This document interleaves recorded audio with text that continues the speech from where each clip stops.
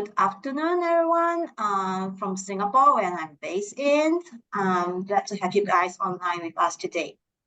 So a quick introduction. I'm Lavinia from the Reuters Asia Pac marketing team. So I'd like to welcome everyone to today's webinar, which is focusing on the impact of climate change on APAC economies in 2024 and beyond. And a bit of information about the Reuters. We are actually a publishing house with about 275 publishing history. Our program is quite wide, covering all 29 subject areas, including the likes of economies, law, mathematics, and etc. So we work together with more than 30 publishing partners to offer about 160,000 ebooks on our platform for researchers. Before we begin, there's a few housekeeping rules. You might have noted that your video and audio have been turned off. So for any questions that you may have, please type them into the chat box and we will address to them during the Q&A. If time runs out before all questions are attended to, we will contact you directly after the event. This session will be around 60 minutes long, including Q&A. It will be recorded, and after the event is over, recording and the speaker's contact details will be shared with you in the email format. I would like to encourage everyone to stay on to the end, as I'll be also sharing some useful resources around this topic, which is exclusive to the registration. So moving on, the agenda today is outlined in the slide. So each speaker will have about 10 minutes to present on the featured topics, after which we will move into an open discussions with the panelists around some broad areas, and finally the chance to interact with the audience in the Q&A. A reminder that you can post questions in the chat box at any time, and we will address them accordingly. So now a quick introduction of our panelists we have with us today.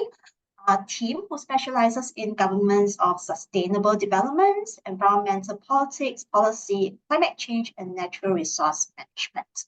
And Tapan's research expertise lies in the domains of business strategy for sustainability, carbon finance, and the political economy of sustainable developments with a focus on developing economies.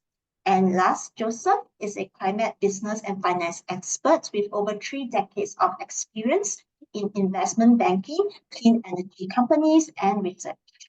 And for now, I will just stop and hand the floor over to him, please. Thank you very much, Lavinia, and welcome everybody. It's customary in Australia to begin by acknowledging that we are on the land of First Nations peoples. And I'm speaking to you from Gumbaynggirr country here in the mid-north coast of New South Wales. And I would like to begin by acknowledging elders past, present and emerging, and paying my respects to any First Nations people who may be with us today. So I'm going to share my screen now, and I'm going to talk you through my presentation.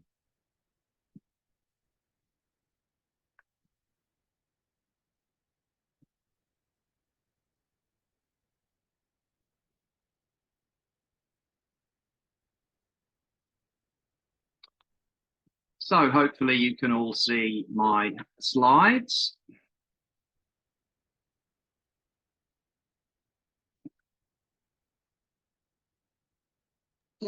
Yes. Good. Well, if you're sitting comfortably, then I'll begin. So I think it's all known by all of us that climate change is real, climate change is here, climate change is escalating, and that this has major economic, social and environmental implications for the Asia Pacific, the whole world, and the flora and fauna which inhabits the geosphere.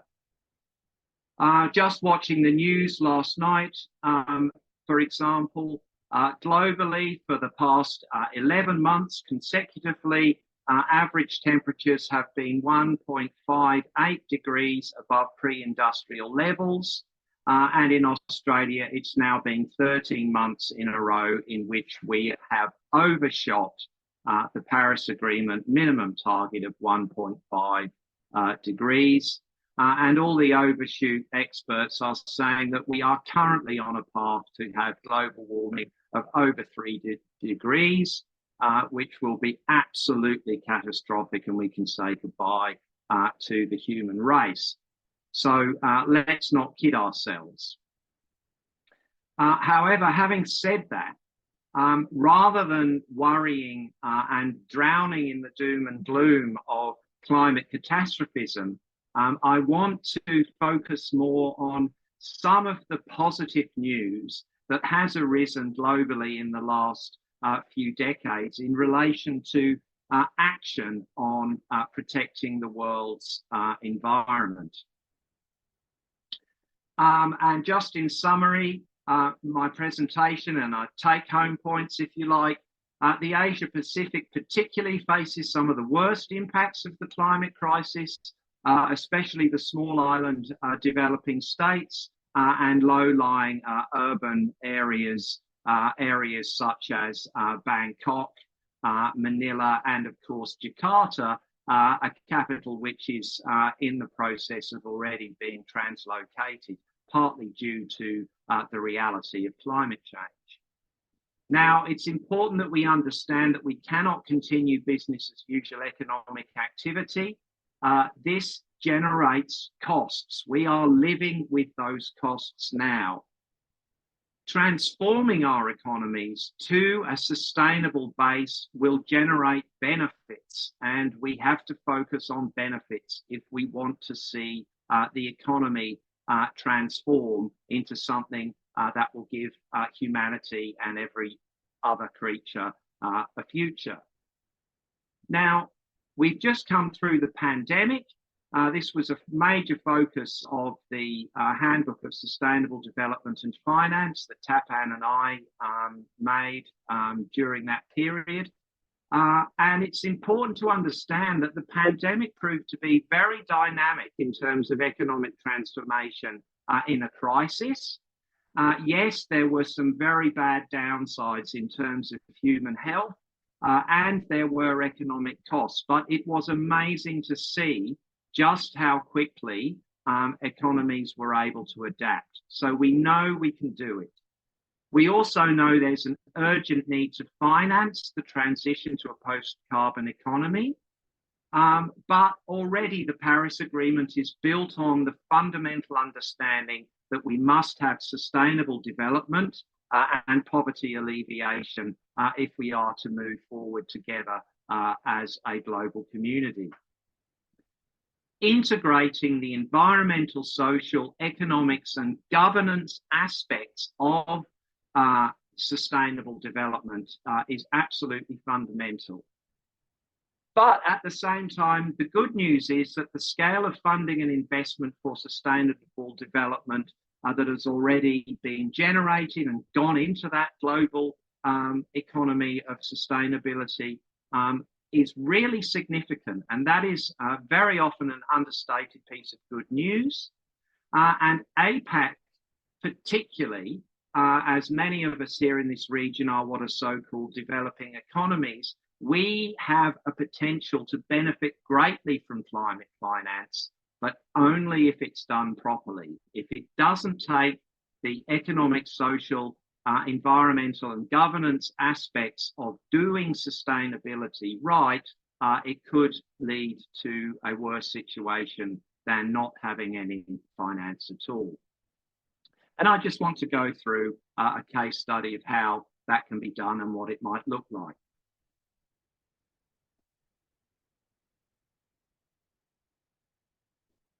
So I'm taking most of my presentation from the handbook that Tapan and I worked on during the pandemic, particularly the chapters that are listed here, and you can use this resource afterwards. But the book as a whole is a good read and extremely useful for getting your head around climate finance, which, as this slide shows, can be a little bit intimidating in terms of understanding the global political economy of sustainable development.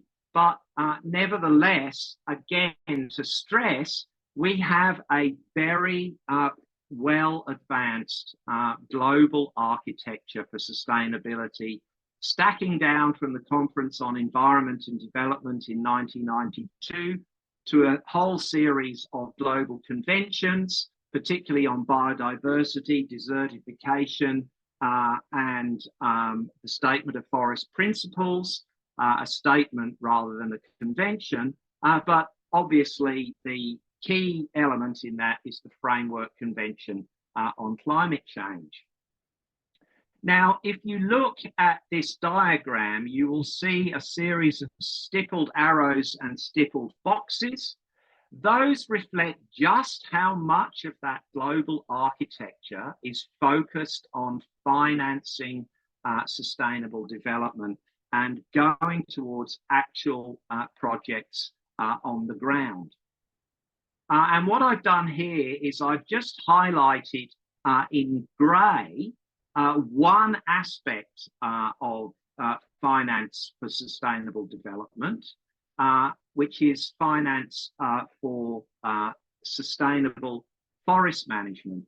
And sustainable forest management is critical to combating climate change because, of course, trees absorb carbon dioxide. Reforestation halts desertification, and desertification is a major problem when it comes to biodiversity loss, as of course is deforestation. And of course, all of that is made even worse by increased ambient global temperatures. So we have got to get trees in the ground. We have got to stop deforesting natural forests. And if you look at the flows of finance here, you will see that over the life of the Rio conventions to date, over $18.7 billion have gone into reforestation programs, into sustainable forest management, into work on forest biodiversity, into reducing emissions from deforestation and forest degradation through the UN Convention, etc., etc. So before we despair about the lack of climate finance, let's just pause to remember that significant amounts of money have already been allocated.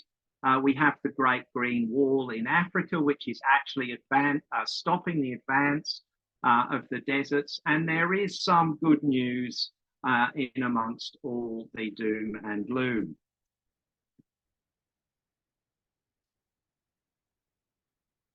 So I just really want to wind up, not by going through the particular specifics of what sustainable forest finance might look like. You can get this slide yourself and blow it up and have a look at some of the work that myself and my colleagues have done. This is a forthcoming academic paper on how to do sustainable forest finance. And as I've said, in the case of forestry finance and investment, we're looking at combating deforestation, forest degradation and desertification, which mitigate climate change. Reforestation and forest restoration are central to combating climate change and dealing with desertification. And forestry, if it is to function in the agricultural landscape, as opposed to a smash and grab straight from the rainforest, but as a sustainable agricultural activity, it needs to follow rules of sustainable forest management. And of course, market-driven recognizers of excellence like forest certification and eco-labeling to demonstrate good management is essential. And out of all the many different standards and norms and rules from the EU taxation directives through to their deforestation regulation, through the principles of responsible investment, the UN Global Compact, the Global Reporting Initiative, etc., etc. We have a lot of materials already in place. And we are able to look at all those different standards and approaches, and they all basically say very much the same thing, is if you target your activities towards biodiversity conservation as an environmental activity, that you ensure human rights as a social activity, that you make sure that in terms of your economic productivity, your use of resources is sustainable, and that you make sure that your investment aspects cover environmental and social objectives. And you have strong frameworks and good system architecture to ensure that the governance of the activities you're engaging in are strong, and that you have benefit sharing across the different economic, environmental and social stakeholder sectors, and that you don't just aggregate your wealth in terms of your economic shareholders, but you recognise that sustainability is a triple bottom line approach that encompasses environmental, social, as well as economic activities. Then you are in the sweet spot to attract some of that 18 and plus billion dollars that have already gone in and will continue to go into the global economy for sustainable development.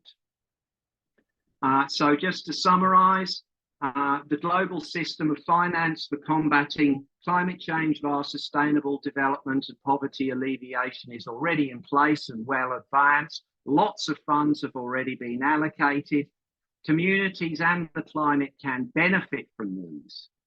Governance systems are already in place with a wide range of certification and accreditation systems, but to attract funding, you must have standards that have high integrity. These can be complex, as you saw from the previous slide, but nevertheless, there is over 30 years of global experience in this space now. So climate change is a challenge, but it is also an opportunity. And we can do this, but we must transform our global and national economies, and we must recognise that fossil fuels are finished and renewables are the new reality. Thank you very much.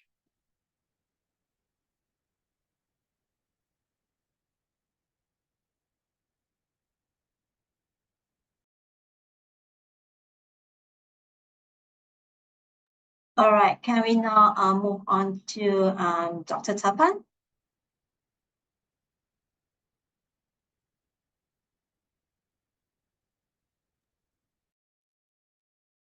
Thank you.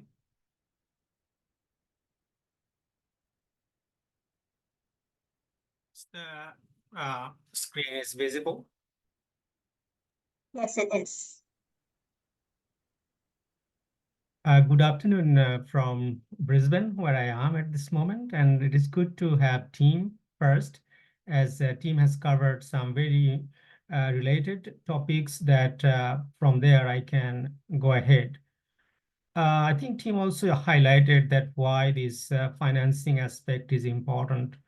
And as a professor of finance, focusing more on sustainable finance, green finance, climate finance these days, I can understand how important it is, especially financing aspect for the SDGs. And we do have only until 2030 to achieve this. So coming from a developing country myself, I also thought that I will also like to focus on this issue using case studies from developing countries, and with a focus on how we can enhance project implementation and access to climate finance.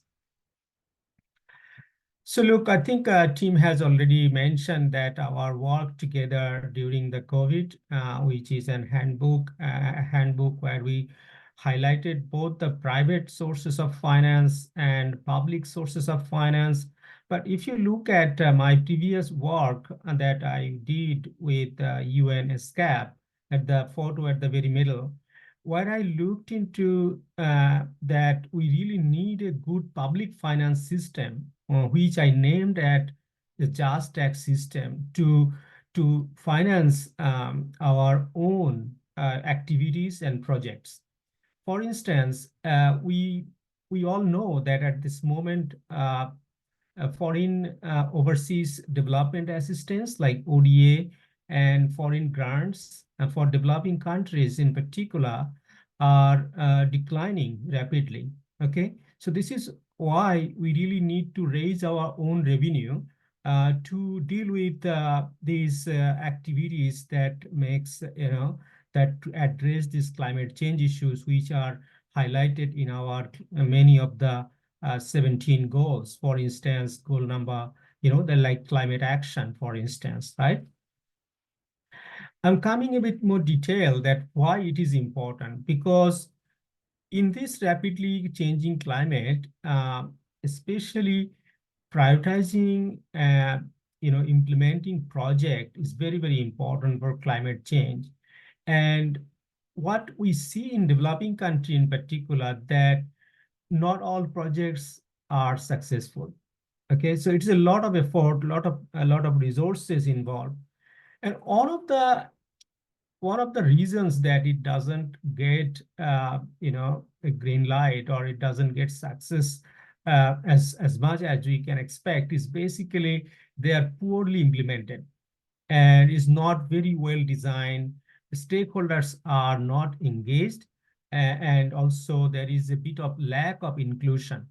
So that's why I argue here that, and I'm happy to discuss during the Q&A, that why we really need to involve various stakeholders, including local communities, NGOs, and particularly the private sector organizations to implement that project, because it's very important that all of the stakeholders buy in, support that project, and only then it will be successful. So again, I'm coming here that why it is important, right? So we need to really now enhance the implementation of climate project to achieve our sustainability goal, because it is important that we have the necessary funding for project. So as Tim was saying, according to UNFCCC, we really need nearly 6 trillion US dollar for until 2030. Can you imagine? I think this is the money we particularly need mostly for the developing countries. So this financing is a very crucial factor at this moment. So a couple of years back, I did a project with the Asian Development Bank where we looked into how can we encourage the private sector in particular in implementing projects that can enhance private investment in, say, for instance, in areas of climate action. Where we looked into in particular that public sector is very stressed at this moment. As I said, that tax revenue is declining, or not expanding as much, especially because of the impact of the COVID, and that is still going on. So we need that private investment to really come forward. And this is why we really need our actual rate of return to increase. And that how we can do it, we really can do it through some of the increased tax incentives for them, and as well as various economic instruments if we can apply to the private sector. So coming to my argument that I made at the beginning, that why stakeholder is important, because they are part of a project and they help to implement a project more successfully.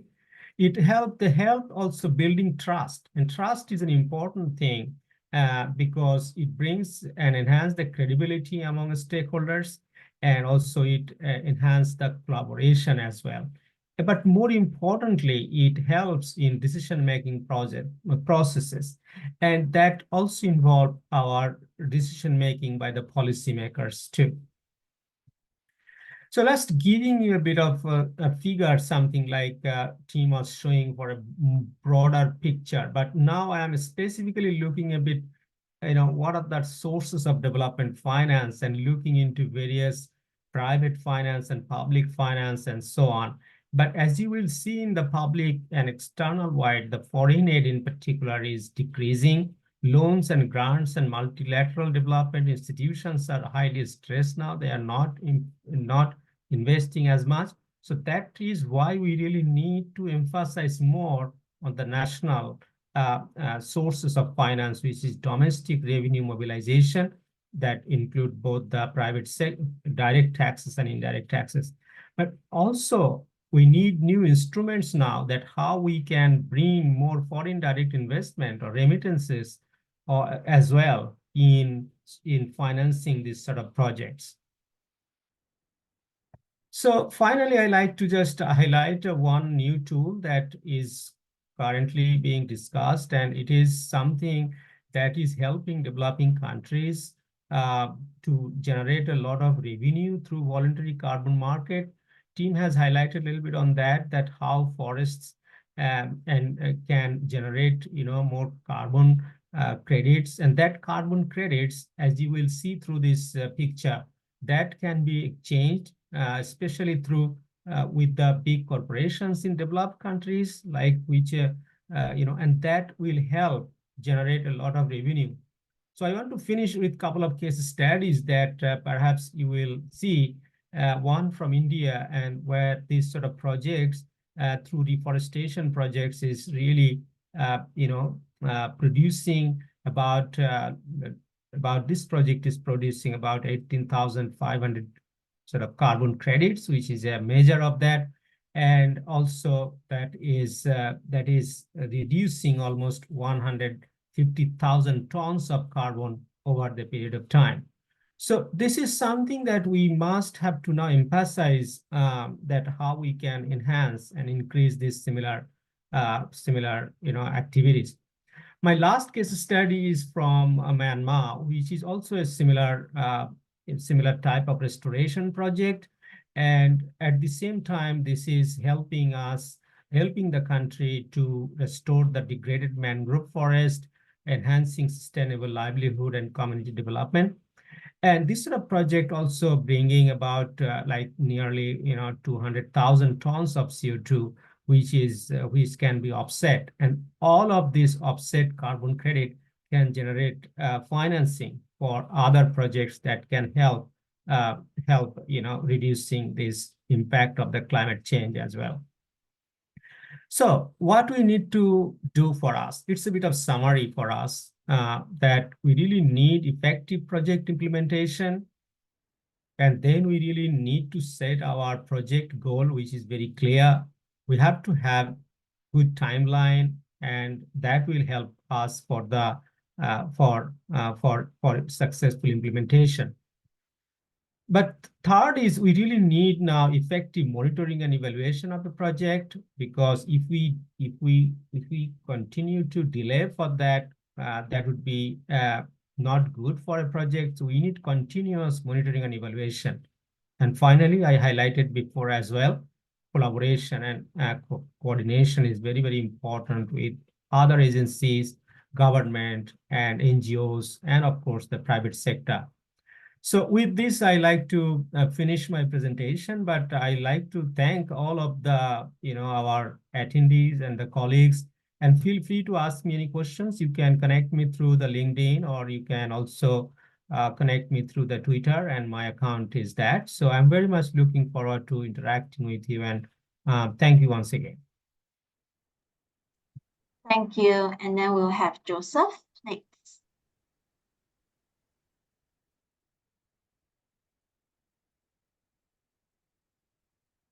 Hi, I'm trying to share the presentation. Can you see it? Yes. Great. So the technical nightmares I was having are have disappeared for the time being. So hi, I'm Joseph. And what I'd like to talk to you about is Sorry, is the presentation moving? Because I'm having a couple of technical problems. It's moving, great, fantastic. So first, just a little bit of context as Dr. Cadman and Dr. Sarker put forward before. So when we're talking about APAC, there is a very high cost from the number of extreme weather events. 9 out of 10 countries are amongst the world's most prone to environmental hazards. The cost could be as high as almost 27% of the region's GDP by 2050. And last but not least, one think tank estimated that around about over 50% of Asia Pacific economy is directly dependent on nature. So why is APAC so important? I mean, apart from the fact that we are in Australia and in Hong Kong, there's other reasons behind that as well. And that is that it is actually the center of global energy transition.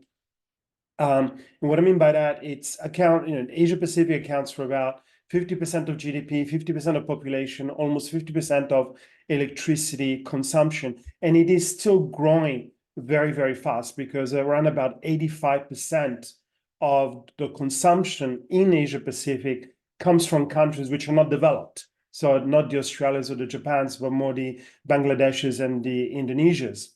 And Asia Pacific has already seen the sharpest electricity consumption growth rate over a period of like 2012, 2022, and that's probably the same in 2023 and 2024.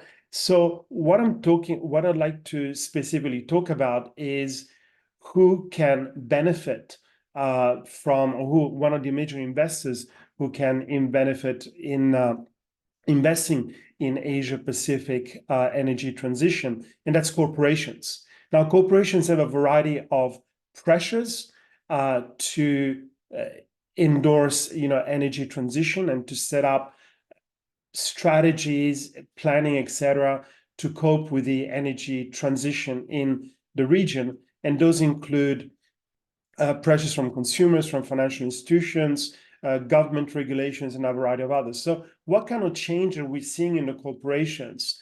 Number one, there's internal change. So there's a business model retooling. There's internalizing the energy transition, so making that as part of your planning. And there's, as Dr. Sarker mentioned earlier, the stakeholder engagement, which corporations very much do as well. Then there's external changes that the corporations have to make, and that includes clean energy procurement, energy efficiency, and transitioning the supply chain. What does that all mean? For example, a corporation can actually, the electricity that a factory uses can be from clean energy, or they can offset some of their carbon footprint by buying carbon credits, for example. That's just a couple of examples there. There's something that I call the energy transition pyramid, and there's 4 must-haves. Number one, you need the government climate policy. I mean, if you don't have climate action from government, it's a non-starter. But luckily, most jurisdictions around the region already have reasonably clear climate action. Secondly, you need the financing avenues. That means basically you need the capital to be available. So you need to be able to have ways of issuing bonds, of borrowing money from banks for green project or energy transition projects. And the next 2 things that you need, obviously, is the technology that you're using, whether it's a digital technology or an energy technology. It needs to be reliable, and the costs of production, as well as the cost to the end user, must be reasonable, must be attractive. Otherwise, it's a non-starter. So we got 3 quick case studies of what we're talking about specifically. One is, and I try to be as diverse as possible.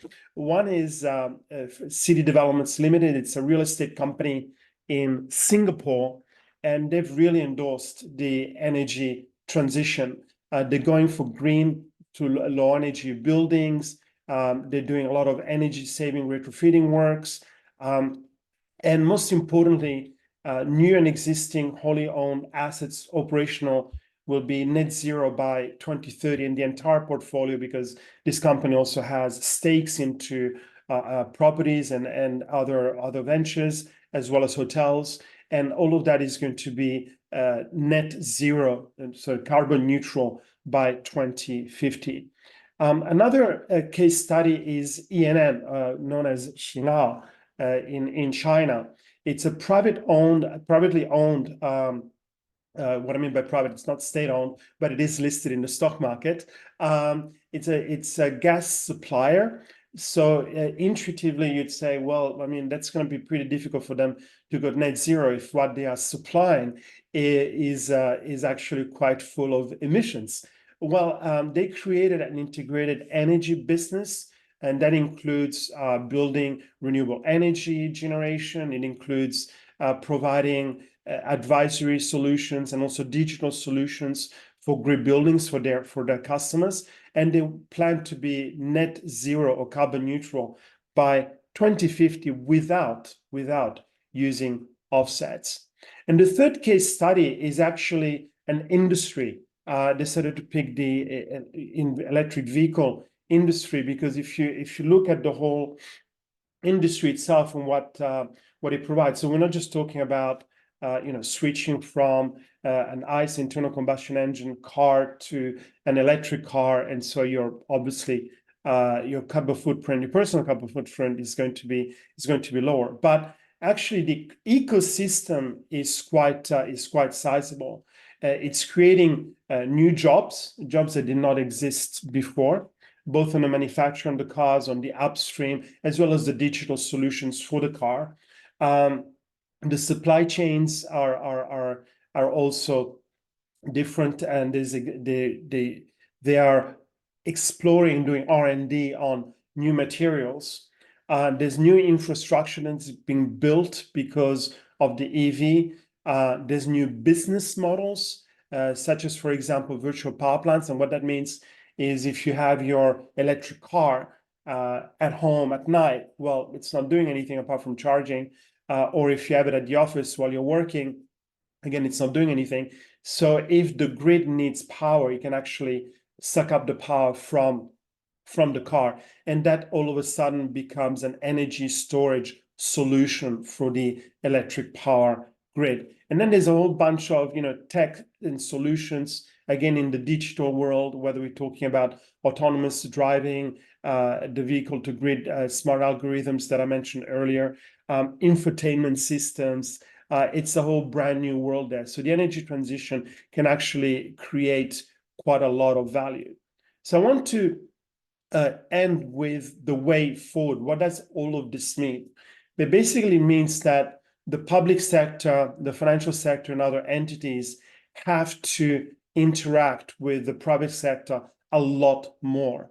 What we could be seeing, and we've seen a little bit of evidence of that in a few countries, are interdepartmental energy transition agencies on the part of government. So, and what I mean by that is, if you are, for example, in whether in Australia or you're in China or Indonesia, and you want to have, say, solar rooftops on top of your factory, the amount of red tape and bureaucracy that you need is quite sizable. If you want to do something even bigger, like a land-based utility scale solar farm, the number of approvals is even more. So all of that takes time, which we don't have. As Dr. Cadman mentioned earlier, we're already in big trouble, and we're talking about our own very existence. So we need that to be a lot more proactive. Now, we're not talking about cutting corners. We're not talking about, for example, lowering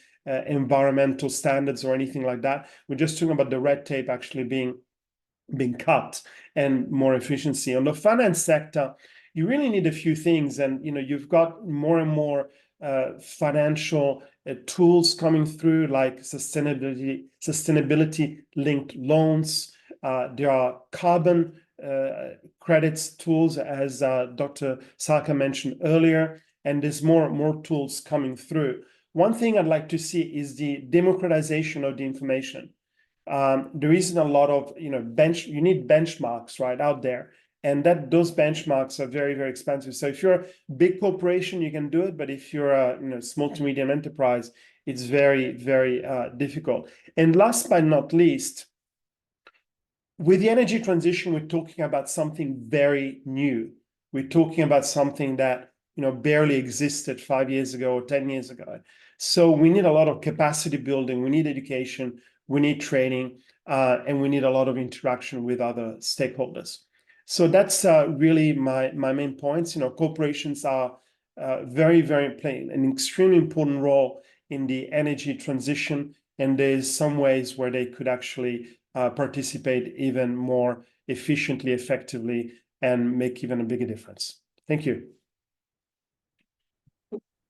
Thank you to the presenters for their quick snapshot in the various areas.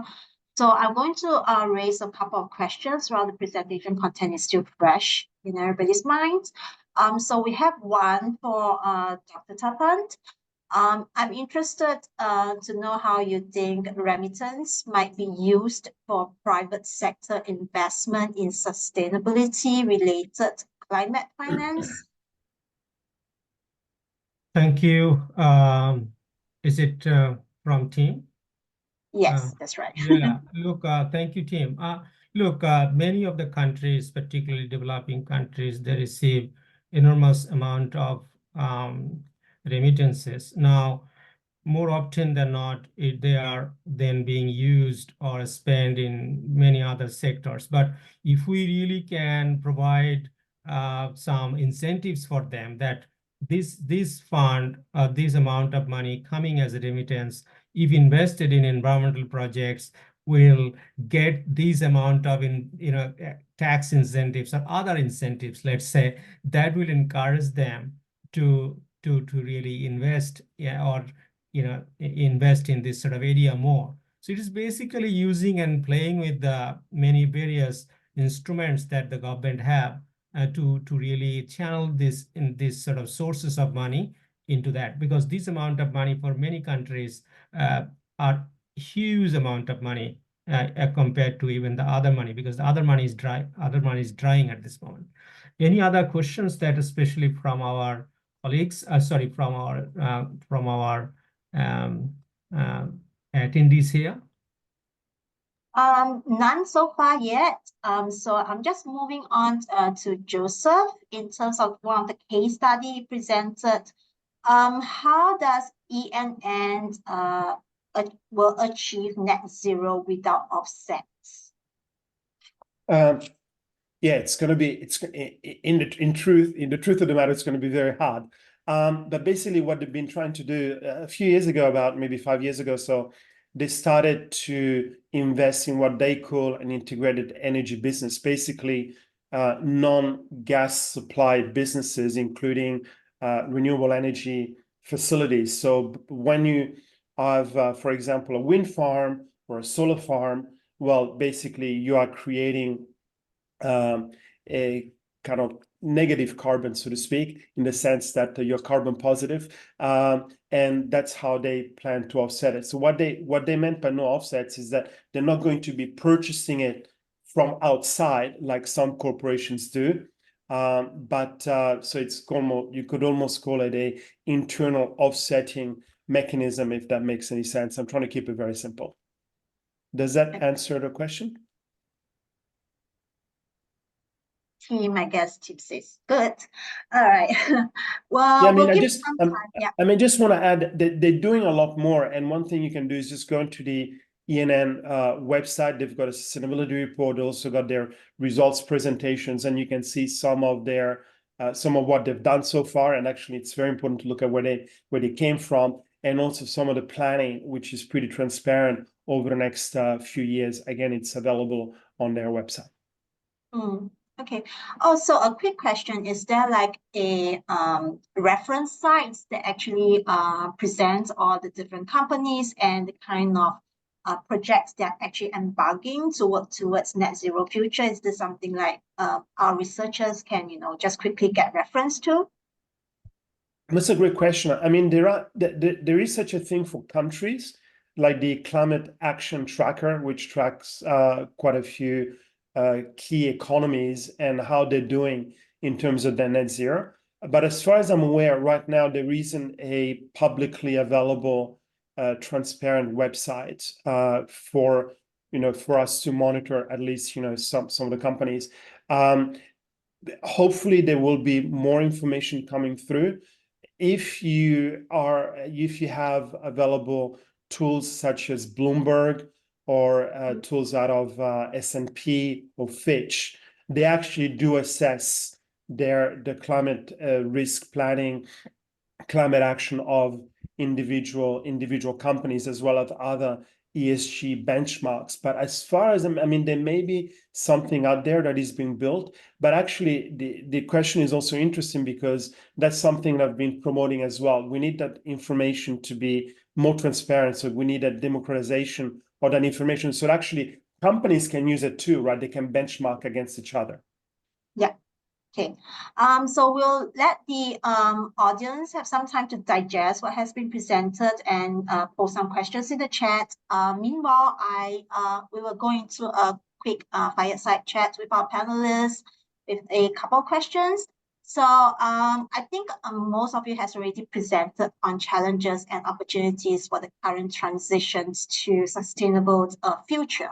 So in terms of like economic forecasts for the next decade, do you foresee or is there any developing technology tools or predictable market conditions, macro or micro, that might disrupt or speed up the current progress that we're having? Perhaps Tim might like to lend your opinions on that.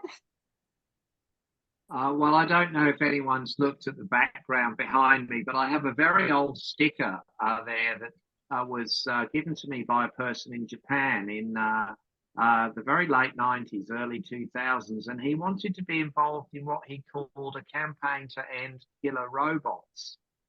And there was no word drone in use at that time. And we've seen exactly where drones have ended up.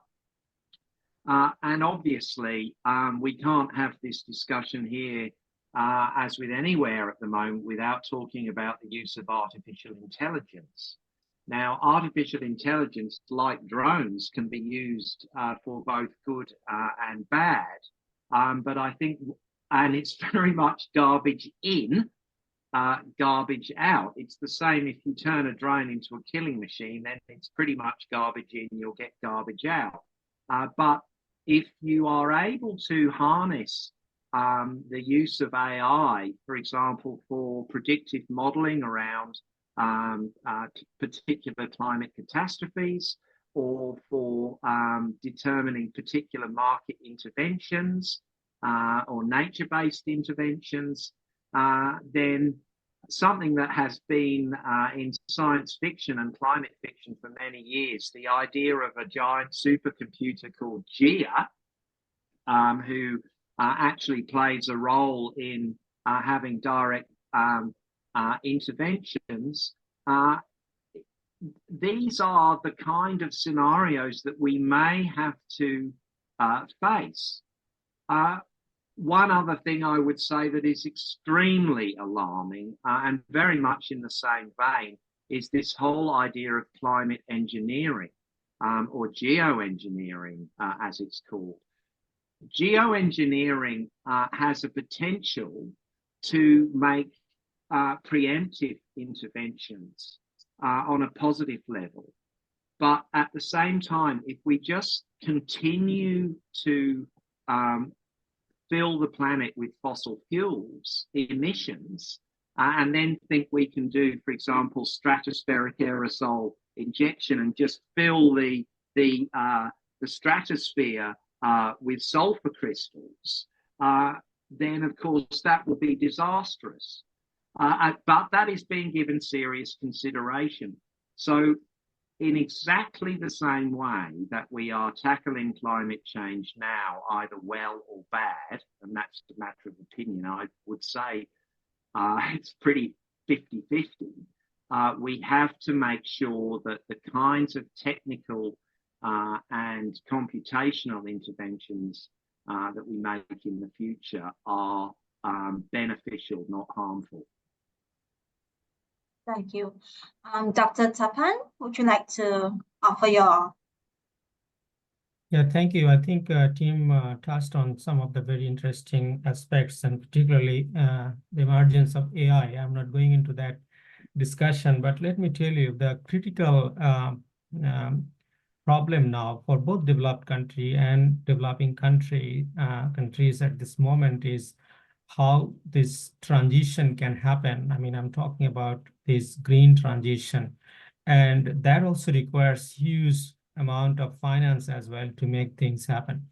On top of that, there is a bit of demand or for technological innovation in this space as well. For instance, in this era of, we really need some sort of mining to exist. For instance, critical minerals are very important now, right? We all have the telephones, mobile phones, and all sorts of things. Now, to produce, say, for instance, minerals, we really need to utilize energy. Now, if we use energy which is from fossil fuel, then what's going to happen? Our business operations is going to be more, carbon intensive. So we have to make a new set of transition now. That how can we make our business operations, even mining operations, more carbon neutral or even positive? How can we do it? We can do it through, for instance, green hydrogen. So this is a very, very important innovation, very important technology. Now, various countries are investing heavily. As far as I know, Australia is doing, India is doing, China is doing heavily on that. And that can help and change the transition. While we also can involve businesses in this in this sort of transition to make things happen, because let's not forget that business is very much an important part of the whole economy, and to make this transition happen, we need our economy stronger as well. So we cannot let the businesses fail.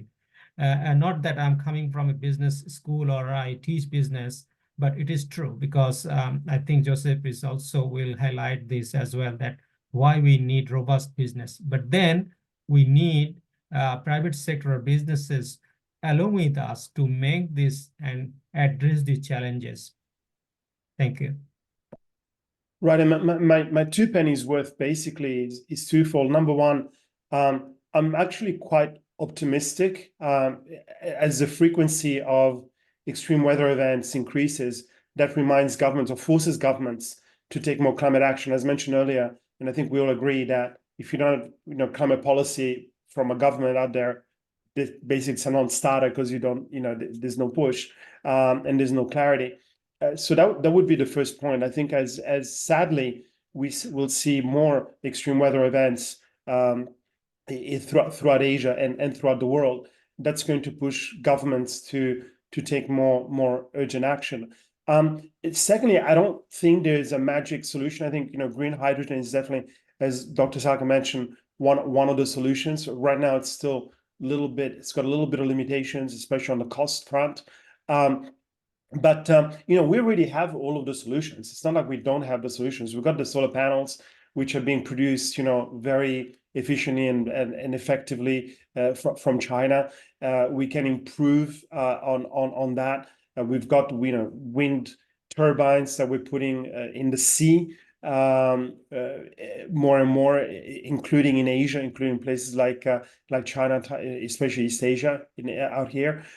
So the solutions are already there. It's just a matter of driving the solutions, and what's going to drive the solution is A, government policies, B, having the financing capability available, as mentioned earlier, and then helping businesses corporations to drive the change.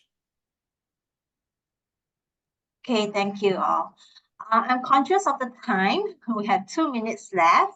So I might have to end the discussions at this point. I don't see any question in the chat box at the moment. So I'm just going to use the opportunity to just quickly flash one of the resources that we will be offering to the registrants for today. In the post-event email, we will be giving the registrants 60 days free access to the latest economics insights collections that we have compiled together in relations to the economic conditions, green banking, globalizations, and public policies, and many more. So there are more than 600 ebooks that you guys can have access to for your research. More information to follow in that email. So I'm going to just end this slide and just quickly ask if our presenter would have, any final words that you want to share with the attendees, or any takeaways that you want them to remember when I click end. And I think it was a fascinating experience to share the floor with these two distinguished speakers.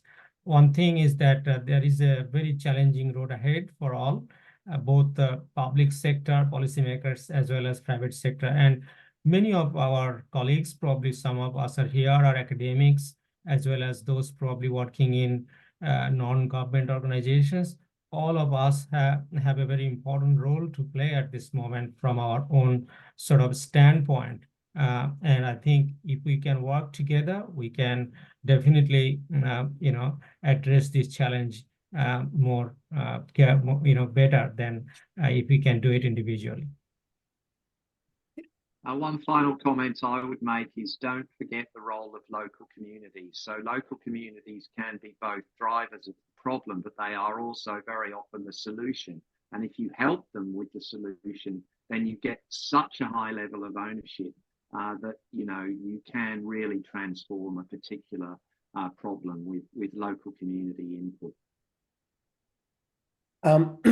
From my end, I just want to emphasize the importance of education, and telling that to two university professors a little bit redundant, but capacity building, education, training, because we're talking about the energy transition is actually very, very complex. It involves an enormous amount of disciplines, and as Dr. Cadman showed, I mean, just the financing alone is incredibly complex. So how do you get your head around there? And that's through education, training, and capacity building. So it's important in any area, but if we do want to make a difference, and we do want to try to achieve net zero by 2050, then we should all kind of like pitch in and help others understand the different aspects of the energy transition. All right. Thank you very much to the three of you for joining us today. And I'd like to wish everyone a good day ahead.